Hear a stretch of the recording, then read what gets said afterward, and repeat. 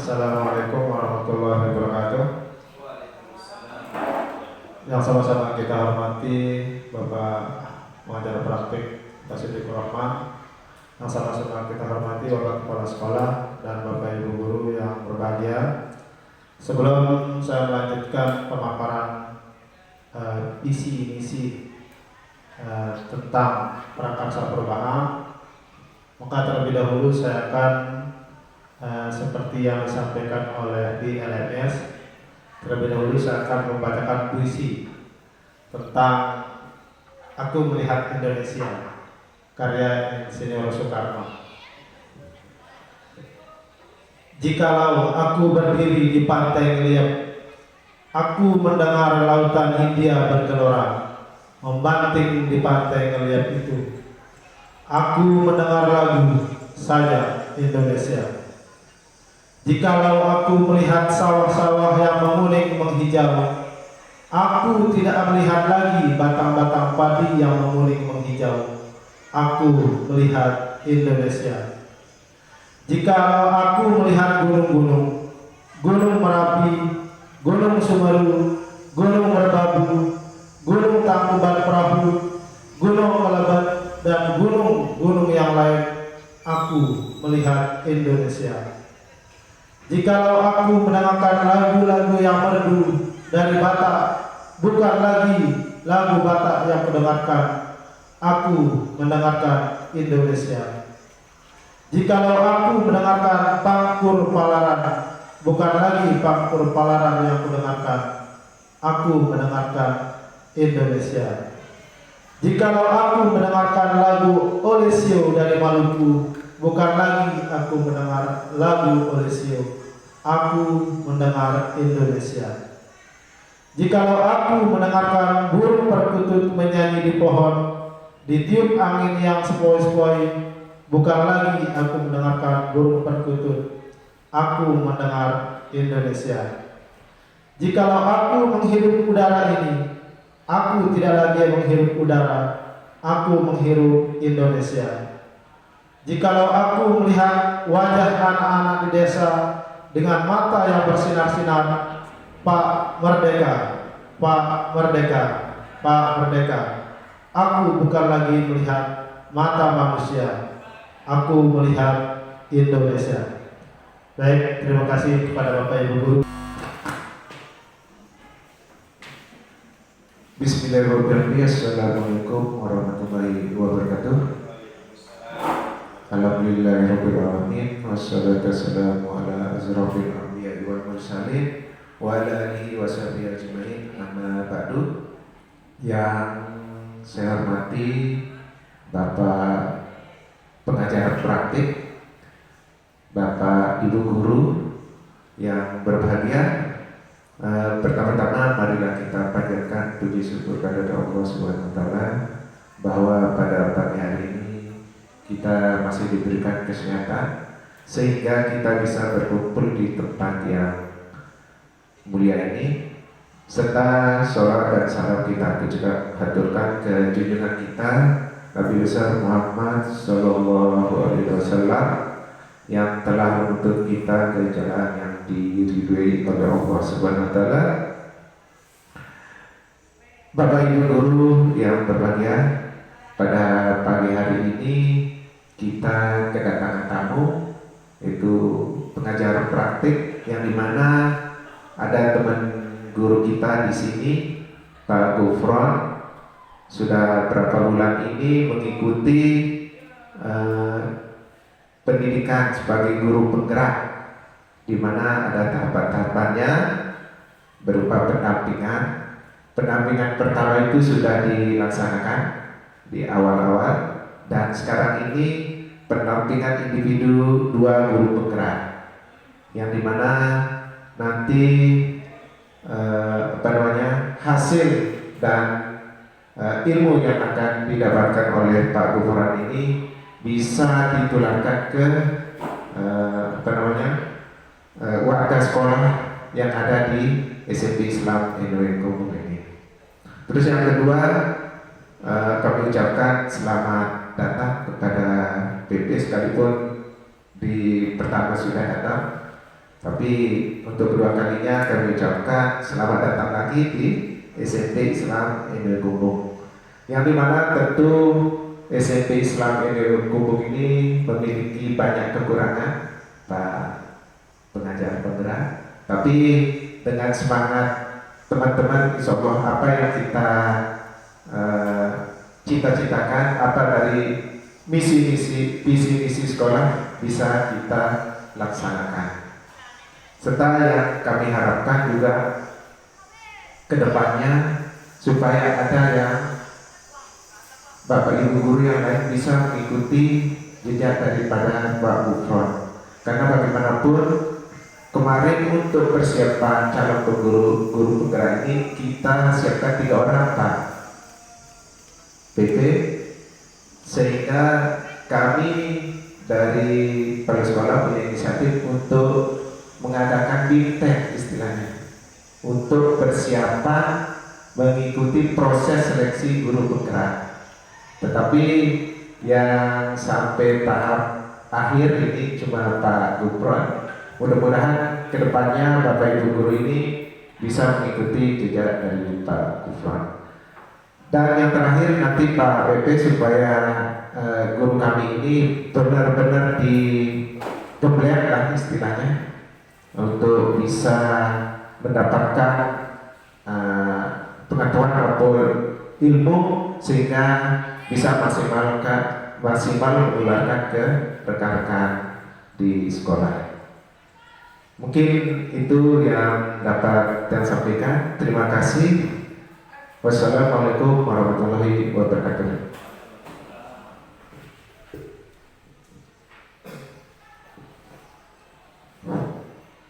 Baik, terima kasih saya sampaikan kepada Bapak Kepala Sekolah yang telah membuka acara pendampingan individu 2 ini. Selanjutnya kita masuk ke acara selanjutnya, yaitu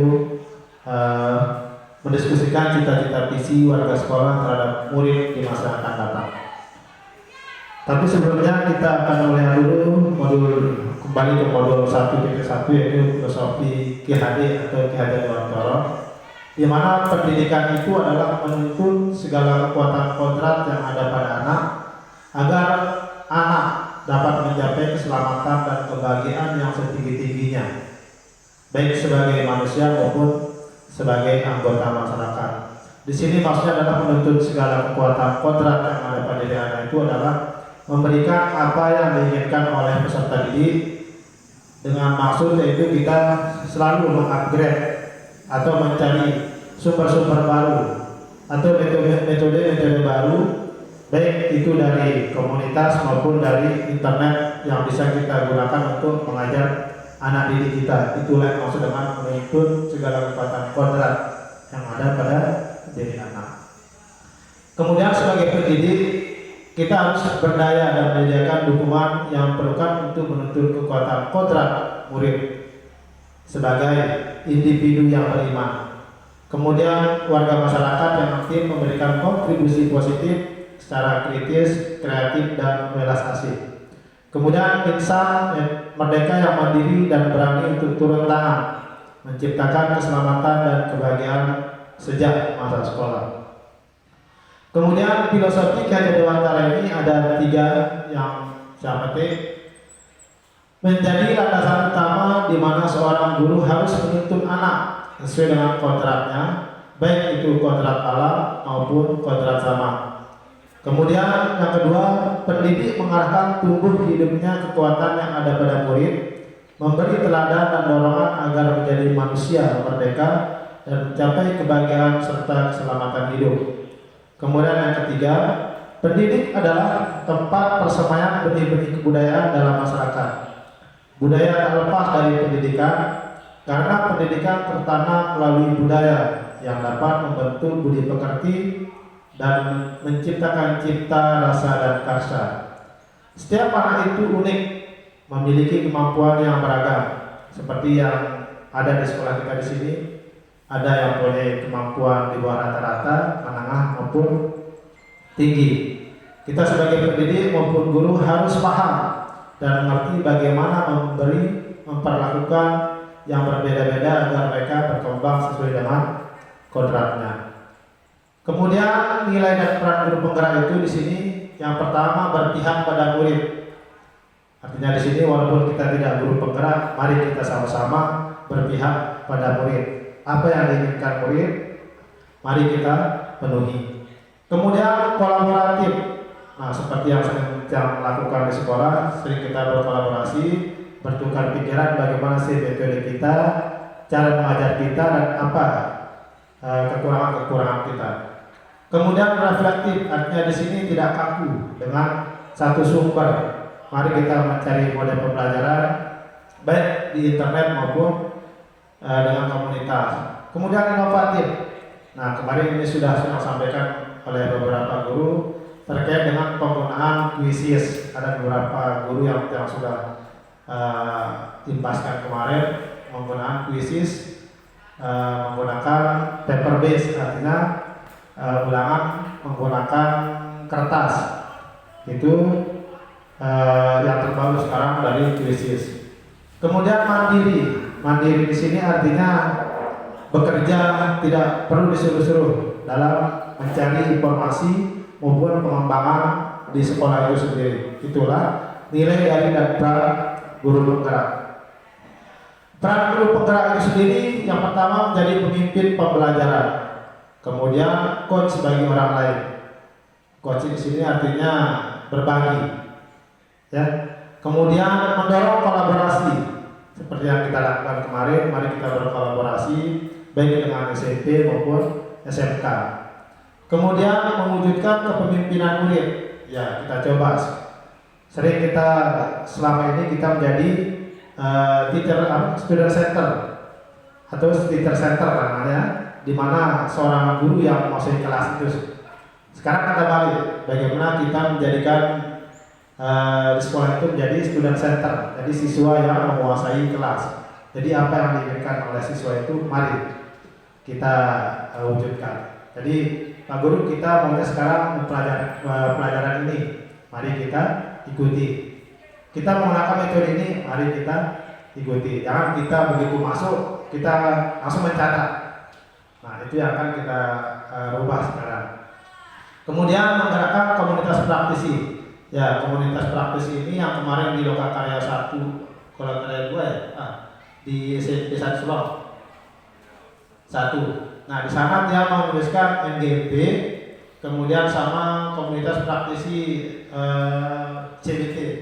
Kebetulan kemarin yang sekolah penggerak, kebetulan beliau tidak hadir Pak Hari, dia termasuk anggota dari tim komunitas kita yang CBT itu Pak. Tapi beliau berhalangan untuk hadir pada hari ini.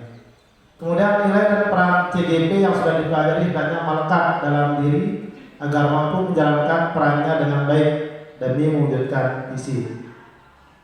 Kemudian adapun siswa itu harus mempunyai profil pelajar Pancasila, di mana profil pelajar Pancasila ini sering sekali kita dengar, sering kali kita lakukan, seperti kita membuat RPP itu P5, profil pelajar Pancasila, yang dimana yang pertama adalah berkebinekaan global. Berkebinekaan global itu di sini mengenal dan menghargai budaya. Jadi budaya-budaya yang ada di sekitar lingkungan sekolah, mari kita kenalkan. Kemudian komunikasi dan interaksi antar budaya, dan refleksi dan tanggung jawab terhadap pengalaman kebinekaan dan berkeadilan sosial. Kemudian profil pelajar Pancasila yang kedua itu bergotong royong. Di sini maksudnya kolaborasi dan kepedulian. Kemudian anak juga harus kreatif, yaitu menghasilkan gagasan-gagasan yang orisinil, menghasilkan karya-karya dan tindakan yang orisinal, dan memiliki keluasan berpikir dalam mencari alternatif solusi permasalahan. Yang selanjutnya, siswa itu harus bernalar kritis, di mana memperoleh dan memproses informasi dan gagasan, menganalisa dan mengevaluasi penalaran serta merefleksikan dan pemikiran sendiri. Kemudian mandiri. Mandiri di sini adalah pemahaman diri dan situasi regulasi diri. Selanjutnya, beriman dan bertakwa kepada Tuhan yang berakhlak mulia. Di sini maksudnya akhlak beragama, akhlak pribadi, akhlak kepada manusia, dan akhlak kepada alam ataupun akhlak bernegara. Itulah profil belajar Pancasila yang sejatinya nanti kita akan sisipkan atau masukkan ke dalam visi sekolah itu. Kemudian visi sendiri mengandung arti yang pertama kemampuan untuk melihat pada inti persoalan. Kemudian arti visi yang kedua pandangan atau wawasan ke depan. Seluruh rakyat mempunyai yang sama mengenai perjuangan bangsa. Arti visi yang ketiga kemampuan untuk merasakan sesuatu yang tidak tampak melalui kehalusan jiwa dan ketajaman penglihatan. Yang keempat, apa yang tampak dalam hayalan. Yang kelima, penglihatan atau pengamatan. Adapun visi menjadi bintang penunjuk arah, menuntun kemana guru harus melangkah. Visi juga sering sebagai cita-cita ke depan yang harus dinampakkan serta diwujudkan. Selanjutnya, setelah visi ada kekuatan visi. Visi seringkali disamakan atau diartikan dengan harapan atau doa. Visi kita sekarang adalah masa depan murid kita. Masa depan murid kita adalah masa depan bangsa kita, yaitu Indonesia. Jika kita ingin melangkah jauh, maka visi harus bersifat menyemangati, menguatkan, menggerakkan hati dan kolaborasi, sehingga mampu membuat kita terus melangkah. Paradigma seperti apa yang digunakan agar memproses perubahan untuk mewujudkan visi menjadi menyenangkan dan bermakna? Ada beberapa paradigma yang harus kita lakukan untuk mewujudkan visi yang menyenangkan. Ada namanya IA atau inquiry apresiatif. Di sini ada 3 yang saya kutip. Yang pertama, dengan menjalankan nilai dan jalan guru penggerak untuk mewujudkan visi perubahan atau visi murid di masa depan dengan menumbuhkan profil pelajar Pancasila dan Merdeka Belajar. Yang kedua, maka proses perubahan untuk mewujudkan visi dalam sebuah perencanaan perubahan dengan menggunakan inquiry apresiatif. Di sini inquiry apresiatif adalah suatu filosofi atau landasan berpikir tentang perubahan yang berfokus pada upaya kolaboratif, kooperatif, koevolusi, dan untuk menemukan hal-hal terbaik atau positif dalam diri orang-orang, organisasi mereka, dan dunia sekitar. Copyright and White 2005. Kemudian inquiry apresiatif yang ketiga adalah suatu pendekatan manajemen perubahan yang kolaboratif dan berbasis kekuatan. Pendekatan ini dikenalkan oleh David Copperrider, Nobel, dan MC Grant 2016 dengan menggunakan prinsip-prinsip psikologi positif dan pendidikan positif. Adapun untuk melakukan visi juga harus kita menerapkan prinsip trikon dalam melakukan perubahan. Yang pertama, continue atau berkesinambungan, sejarah kini, masa depan, dan terus bergerak. Kemudian ada namanya convergent atau universal, kesamaan, titik temu. Kemudian ada namanya ketiga, konsentris, kontekstual, unik, latar belakang, kultur lokal individual. Filsafat pendidikan, pengajaran, dan kebudayaan Schweitzer, Tuan Syahrir, Dirjen GTK. Kemudian untuk mencapai visi maka kita harus melakukan prakarsa perubahan, di mana prakarsa perubahan itu meningkatkan kualitas layanan pendidikan di sekolah sehingga berpihak pada murid, yaitu well-being murid, keselamatan, dan kebahagiaan. Sebagai bagian dari langkah menuju visi, bagaimana prakarsa perubahan sebaiknya disusun? Yang pertama, buat prakarsa perubahan. Pikirkan prakarsa perubahan yang dapat mewujudkan elemen-elemen pada dimensi profil pelajar Pancasila melalui pembiasaan, rutinitas, terintegrasi, dan pelajaran pelatihan tersendiri. Kemudian kita sampai ke Bagja. Bagja membantu kita mengelola secara positif apapun yang diperlukan demi mewujudkan prakarsa perubahan. Bagja adalah pendekatan IA. Menggunakan model Bagja, Bagja sendiri merupakan akronim dari buat pertanyaan, ambil pelajaran, gali mimpi, jabarkan rencana, atur eksekusi.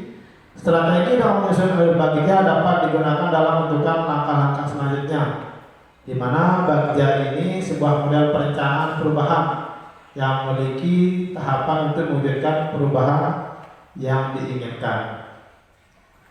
Nah, di sini ada kapas rancangan bagja. Rancangan bagja ini kita gunakan untuk menyusun sebuah visi sekolah kita nantinya. Yang pertama itu B, artinya buat pertanyaan, atau dalam bahasa Inggrisnya define.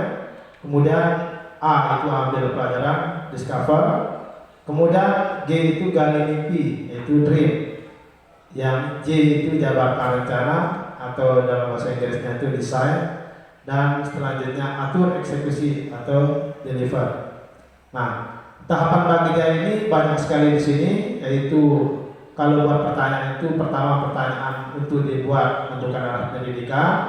Yang kedua, tindakan yang diharapkan pada tahap ini dapat untuk menggalang atau membangun tim perubahan. Kemudian ambil pelajaran itu di sini pertanyaan di tahap ini adalah untuk menemukan kekuatan aset yang ada pada sekolah. Kemudian tindakan yang diharapkan pada tahap ini adalah apa saja yang dapat dilakukan untuk menggali fakta.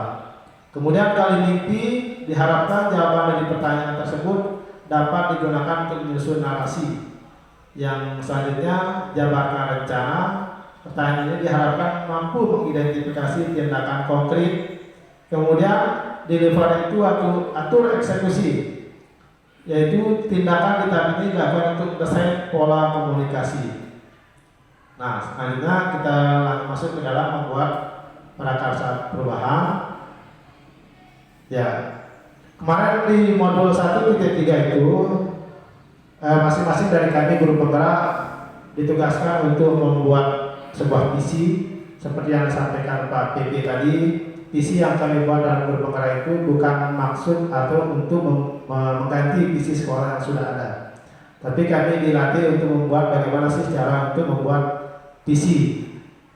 Ya, tapi di sini saya mengambil atau membuat visi dengan judul terwujudnya generasi yang religius dan berwawasan global sesuai profil pelajar Pancasila. Nah, nanti ini kita akan selaraskan dengan visi sekolah kita yang sudah ada, apakah sudah berpihak pada murid atau belum. Nah, nanti jika belum, nanti apa saja yang harus kita lakukan. Kemudian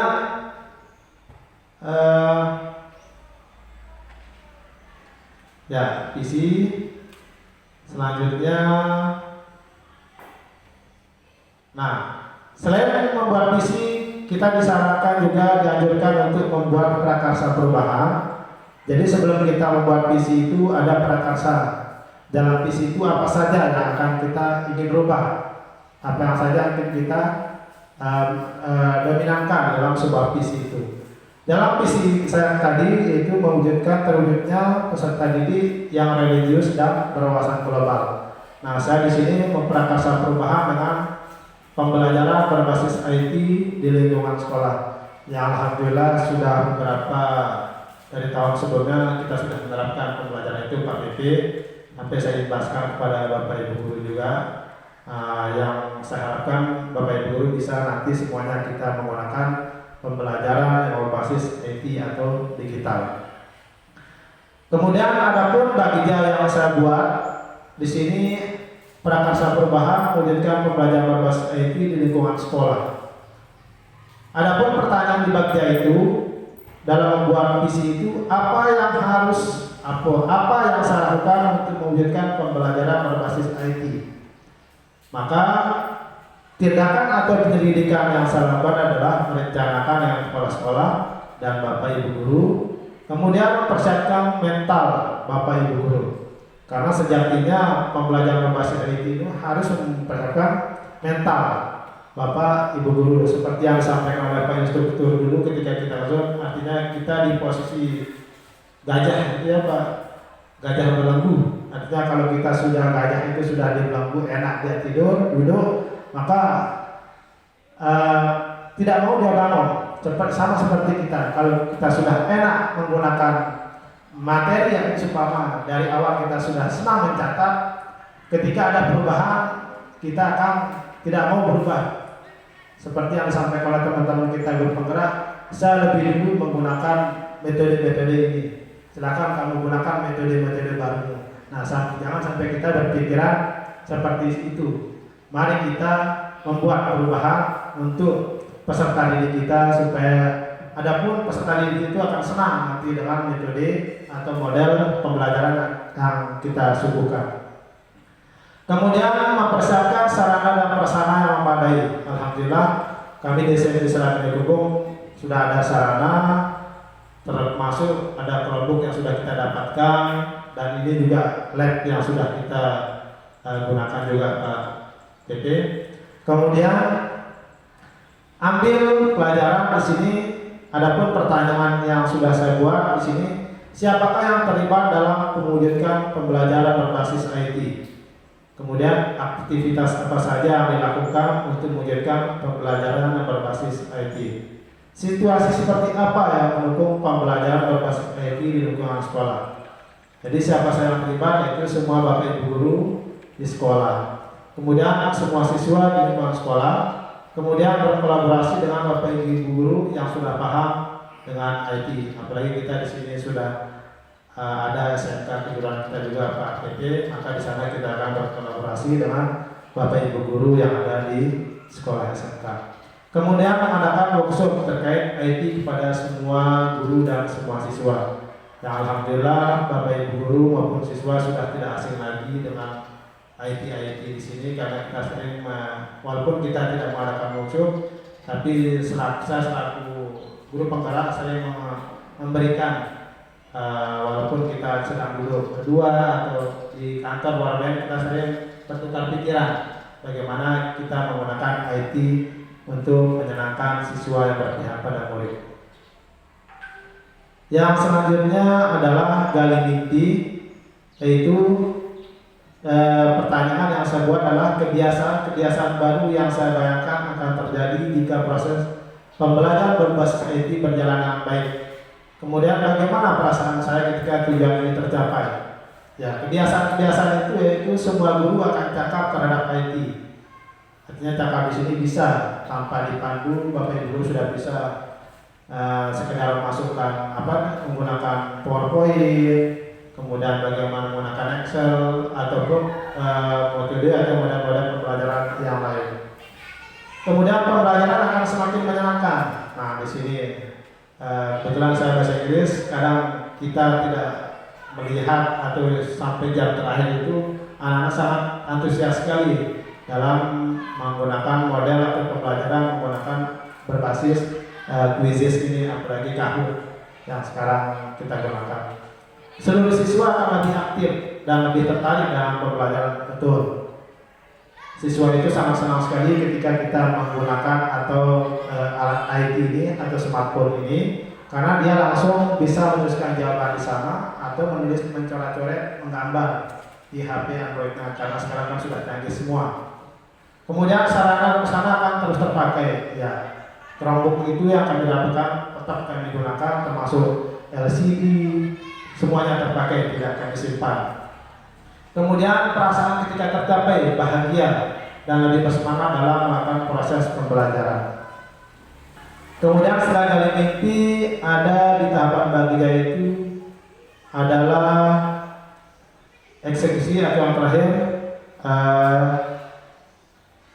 pertanyaan, apakah langkah-langkah yang dilakukan untuk mengembangkan proses pembelajaran berbasis IT, bagaimana cara mengukur keberhasilan pembelajaran berbasis IT, dan apa yang harus dilakukan agar pembelajaran berbasis IT ini terus dilakukan. Maka tindakan yang saya lakukan adalah mempersiapkan sarana dan prasarana yang sudah ada di sekolah. Kemudian mempersiapkan Bapak Ibu guru, sudah kita siapkan, mempersiapkan seluruh siswa. Kemudian mengadakan workshop seminar terkait pembelajaran berbasis IT dengan melihat penggunaan sarpras yang ada. Kemudian survei guru dan siswa. Kemudian tetap melakukan inovasi dan terobosan baru. Nah, ini yang terakhir sudah sedang saya lakukan. Alhamdulillah saya sampaikan kepada Bapak Guru. Saya mengikuti Orbit Guru Merdeka Beasiswa Trainer.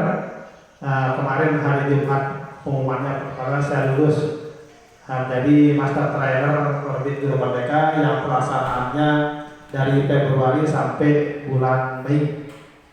Itu yang kita tidak tahu nanti apa manfaatnya, asal kita sudah ikuti beasiswa Master Trainer. Adapun manfaat untuk sekolah nanti ataupun saya pribadi, saya akan diberikan sertifikat nasional oleh Google Workshop yang nanti bisa mentrainer seluruh orang warga Indonesia. Kalaupun nanti kita bisa selesai di Orbit Guru Merdeka. Kemudian setelah itu setelah eksekusi siapa saja yang terlibat dalam acara ini, kemudian apa RTL-nya, rencana tindak lanjutnya, yaitu mengadakan kolaborasi dengan sekolah-sekolah yang sudah menerapkan maupun yang belum. Nah, di sini kita sudah melaksanakan kolaborasi dengan Pak Man, kemudian Bu Neni juga SMP 4 yang sudah melaksanakan sekolah penggerak KBB. Kenapa? Kita masuk di dalam cita-cita murid di masa depan. Kemarin sudah saya sampaikan, saya sudah bagikan pada Bapak Ibu Guru. Kira-kira cita-cita murid kita di masa yang akan datang seperti apa? Nah, di sini kita memberikan murid yang bagaimana. Kita percaya bahwa murid adalah apa? Di sekolah kita mengutamakan apa? Murid di sekolah kita sadar betul bahwa apa? Kita warga di sekolah ini yakin untuk apa? Kita dan warga di sekolah ini paham bahwa titik-titik. Nah, selanjutnya di sini Pak BP, apakah masing-masing Bapak Ibu Guru akan membacakan apa yang sudah ditulis atau bagaimana? Oh, ya. Ditulis dikumpulkan. Kita diskusikan nanti apakah itu sudah menggambarkan visi sekolah kita dan apa yang kita implementasikan di sini. Ya. Baik, kalau begitu kita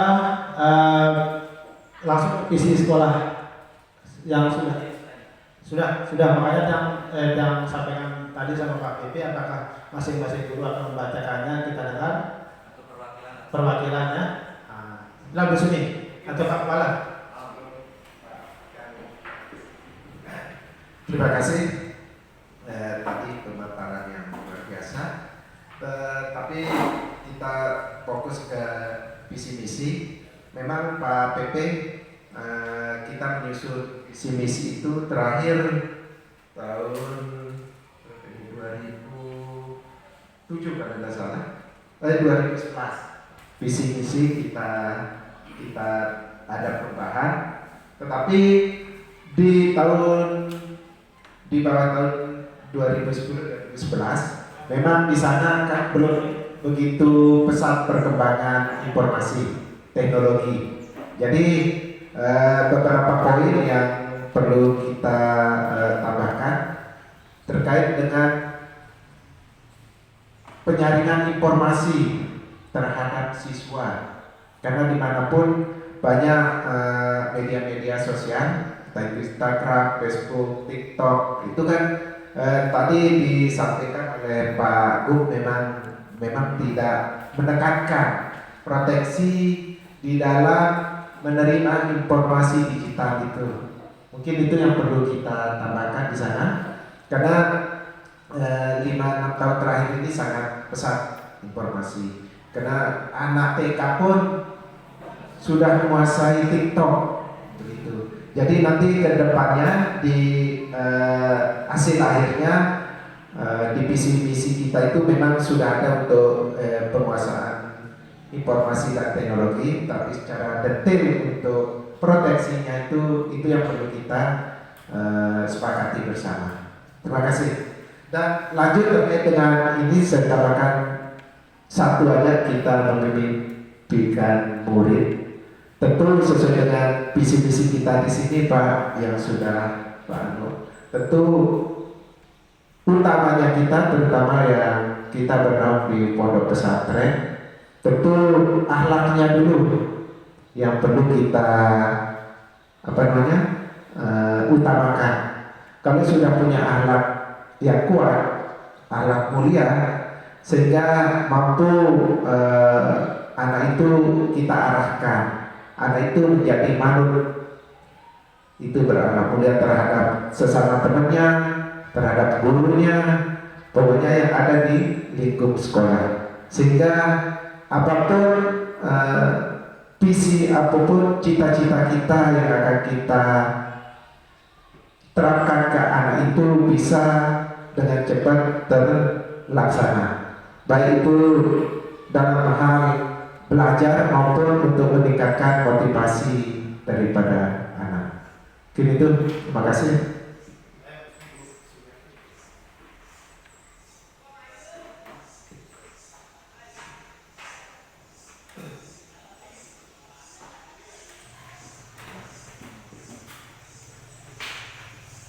Bismillahirrahmanirrahim. Assalamualaikum warahmatullahi wabarakatuh.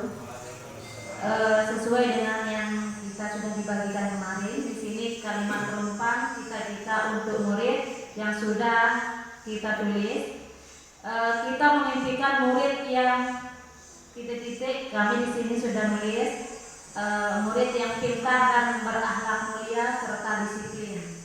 Kemudian yang kedua, kita percaya bahwa murid adalah ciptaan Tuhan yang perlu pendidikan dan bimbingan. Di sekolah, kita mengutamakan anak didik atau murid serta warga sekolah. Selanjutnya, murid di sekolah kita sadar betul bahwa kewajibannya adalah belajar. Kita warga di sekolah ini yakin untuk bisa maju dan berubah. Dan yang terakhir, kita dan warga di sekolah ini paham bahwa pendidikan sangat penting. Itu saja. Assalamualaikum warahmatullahi wabarakatuh.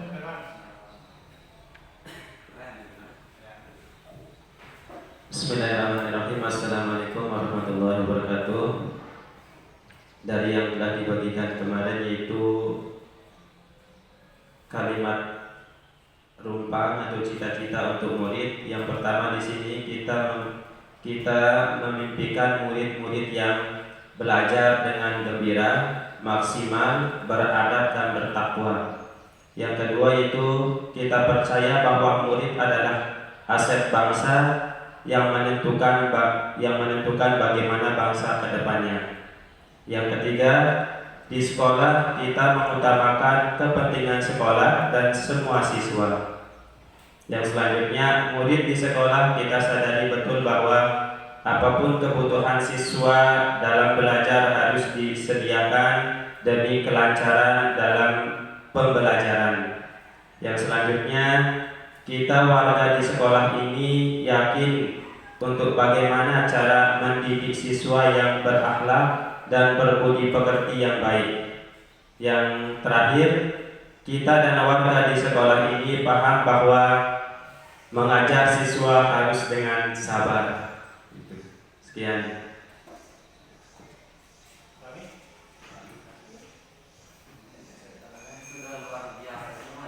Itu baru satu ya Pak, terkait dengan poin 2, kita percaya bahwa murid adalah kemampuan tadi untuk yang disampaikan di pertanyaan-pertanyaan tadi itu, kemampuan penggalian kemampuan daripada siswa itu, sehingga untuk kedepannya bisa seperti untuk melanjutkan pendidikan. Kan tentu dari awal terutama kelas 9.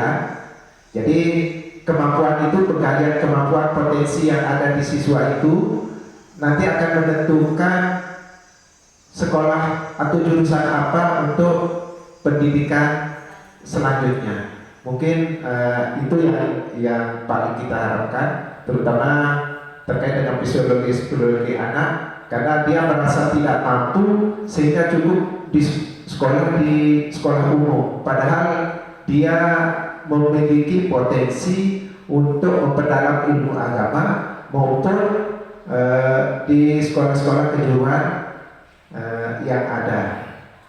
Terus yang selanjutnya, yang ketiga, yang diutamakan itu seperti poin 2 tadi itu karakter dari anak yang berakhlak seperti impian kita pada murid-murid. Terus yang selanjutnya murid di sekolah kita sadar betul bahwa ke sekolah itu tujuannya untuk mencari ilmu, untuk belajar, sehingga nanti Bapak Ibu guru benar-benar memfasilitasi anak sehingga tujuannya ke sekolah itu apa? Biar ada hasil daripada anak itu. Terus yang warga sekolah bisa mengembangkan dan mencapai cita-cita sesuai dengan potensi yang dimiliki oleh si anak. Seperti tadi yang awal saya sampaikan, kedepannya ini kan tujuan kita akhir daripada anak ini, tujuan akhir yang harus dicapai oleh anak-anak. Terus yang terakhir dengan warga sekolah itu bakat dari anak ini. Tentu tadi saya sampaikan bakat itu bisa mengarahkan kemana selanjutnya anak ini akan melanjutkan studinya. Mungkin itu, terima kasih.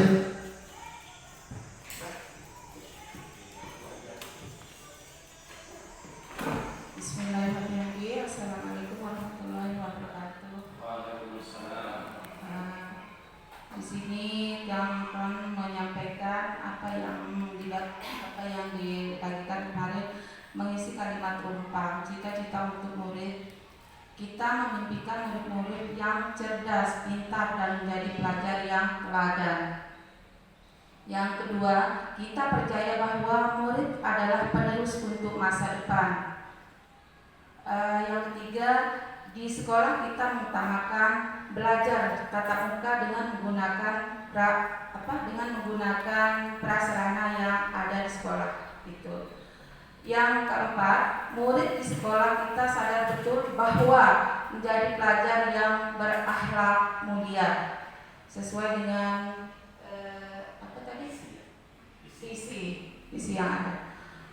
Yang kelima, kita warga di sekolah ini yakin untuk menjadi pendidik yang lebih maju untuk masa depan anak didik kita.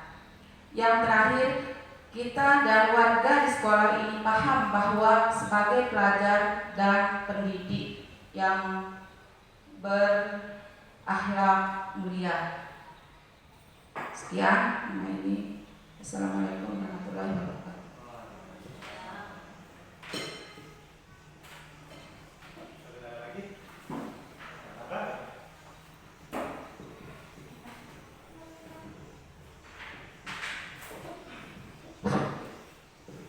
Baik, terima kasih kepada Bapak Ibu Guru yang telah memberikan atau mengisi kalimat rumpang yang sungguh sangat luar biasa sekali.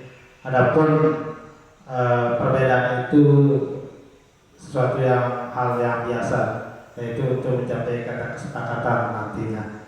Adapun nanti yang selanjutnya setelah kita mengisi kalimat rumpang itu adalah kita berdiskusi tentang visi sekolah kita yang sudah ada, apakah sudah selaras atau sesuai dengan cita-cita yang diberikan oleh murid-murid kita. Nah, silakan Bapak Ibu Guru dilihat visi sekolah kita yang sudah saya bagikan tadi. Di sana visi sekolah kita adalah mewujudkan lembaga pendidikan Islami yang unggul, kompetitif, dan melahirkan siswa Muslim yang berakhlak mulia. Nah, dari visi di sini, apakah Bapak Ibu Guru sudah dapat mengambil atau melihat apakah sudah seperti yang disampaikan di sini, apakah visi sudah sesuai dengan selaras dengan cita-cita untuk murid kita? Silakan Bapak Ibu lihat apakah visi sekolah kita sudah selaras dengan visi seperti yang saya sampaikan tadi, yaitu berpihak pada murid,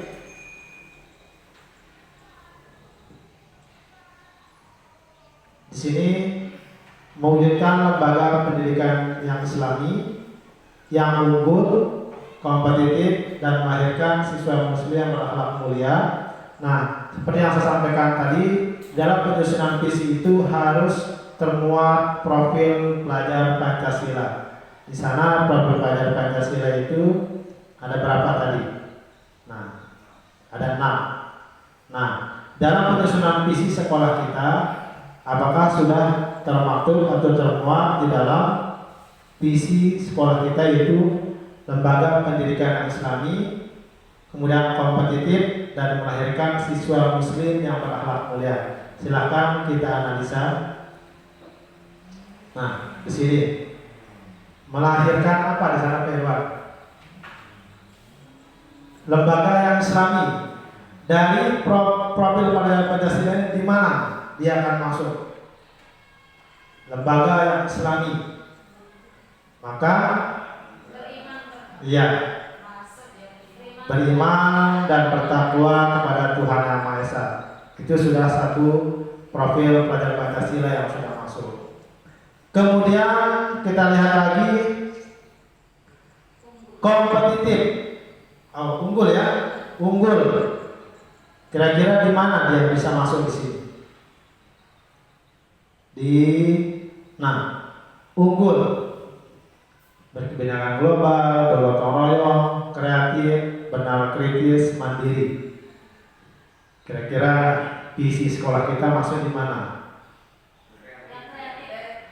Menghasilkan gagasan orisinil, ya, menghasilkan karya-karya dan memiliki alternatif solusi permasalahan. Ya, jadi sudah ada 2 yang termasuk dalam profil pelajar Pancasila. Selanjutnya kita akan lihat kompetitif dan melahirkan siswa muslim yang berakhlak mulia. Baik, kita lihat kompetitif dan berakhlak. Akhlak di sini mungkin sudah masuk tadi ya, sekarang tinggal kita melihat kompetitif. Ya, kompetitif ini sudah masuk di mana?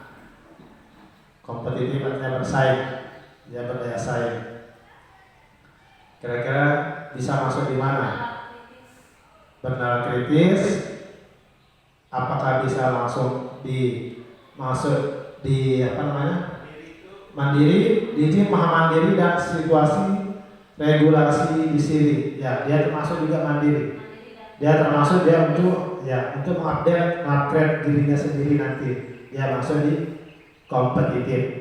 Jadi kalau bisa saya simpulkan Pak PP, jadi visi sekolah kita di SMP Islam ini sudah termuat ada beberapa profil pelajar Pancasila, walaupun sebelumnya belum ada yang namanya profil pelajar Pancasila ini, tapi alhamdulillah dengan kolaborasi dari berbagai pihak ada beberapa yang sudah dimasukkan dalam visi sekolah kami di sini. Mungkin hanya itu yang bisa sampaikan Pak PP. Kurang lebihnya mohon dimaafkan. Wabillahi taufiq wal hidayah. Assalamualaikum warahmatullahi wabarakatuh. Marilah kita tutup acara diskusi kita pada pagi hari ini dengan sama-sama melapaskan hamdalah. Alhamdulillahirabbil alamin. Wabillahi taufiq wal hidayah. Assalamualaikum warahmatullahi wabarakatuh.